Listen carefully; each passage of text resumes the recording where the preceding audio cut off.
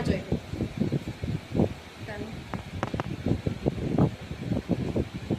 कह रही मुँह से खोल, मुँह खोल के सांस लो कह रही। कितने दिन से इसको खांसी?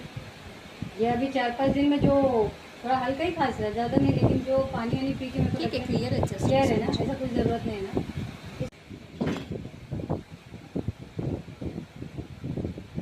मुँह खोल के सांस लो बेटा।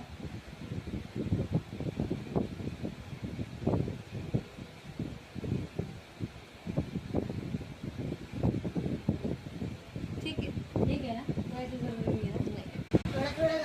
थोड़ा थोड़ा लगता है ऐसा नाक बंद हो रही है। ठीक है, और कोई तकलीफ?